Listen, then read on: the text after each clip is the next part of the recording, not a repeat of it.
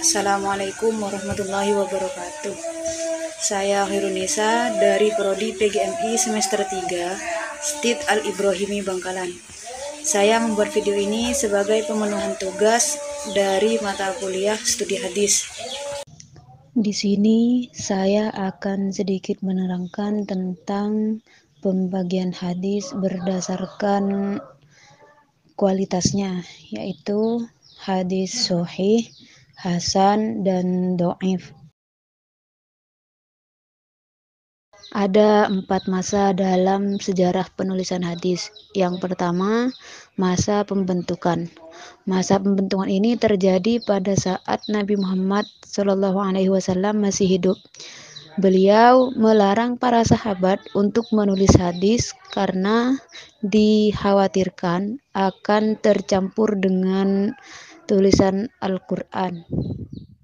Yang kedua adalah masa penggalian, di mana hadis mulai dikumpulkan dari para sahabat besar, namun belum dibukukan dan ditulis. Yang ketiga yaitu masa penghimpunan, yang terjadi ketika masa Khalifah Umar bin Abdul Aziz. Khalifah Umar bin Abdul Aziz menginstruksikan kepada para gubernur untuk menghimpun dan menulis hadis yang telah dikumpulkan sebelumnya. Yang terakhir yaitu masa pendiwanan.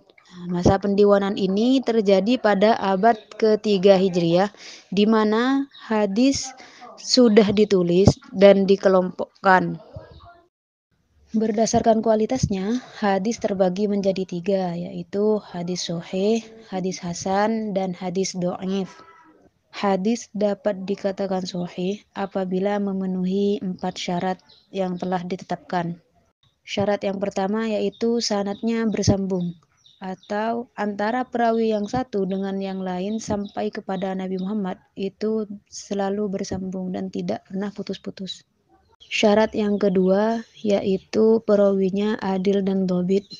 Adil di sini maksudnya seorang perawi harus beragama Islam, berakal sehat, balik, dan tidak pernah melakukan perbuatan fasik. Dhabit di sini maksudnya adalah orang yang memiliki hafalan yang kuat dan tidak mudah lupa. Maksudnya seorang perawi harus memiliki hafalan yang kuat dan bukan seseorang yang pelupa. Syarat yang ketiga ialah tidak ada illat. Maksudnya tidak ada cacat pada hadis tersebut, baik itu dari redaksinya ataupun dari sanadnya.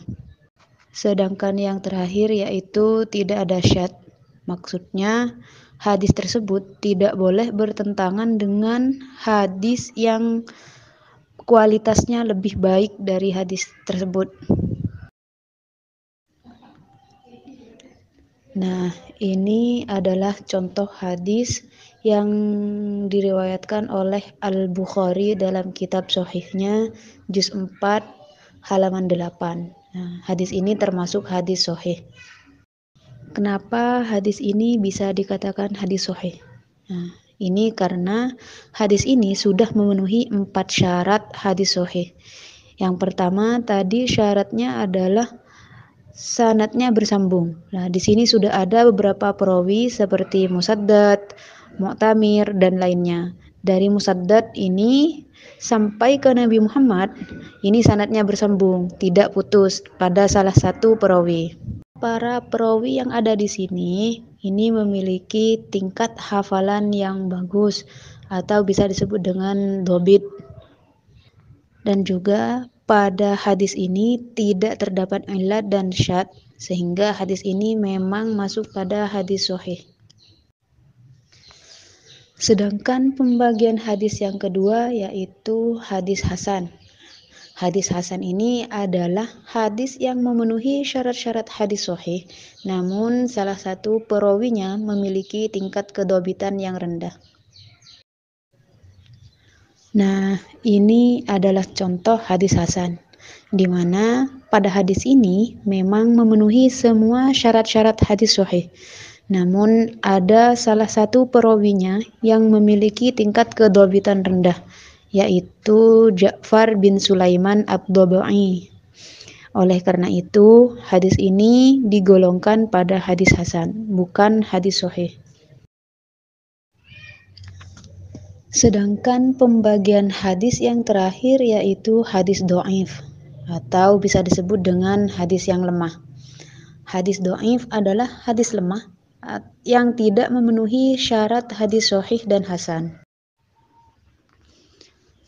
Contohnya yaitu di sini ada hadis annan Nabiyya sallallahu alaihi wasallam tawaddo'a wa masaha 'alal jawrabaini.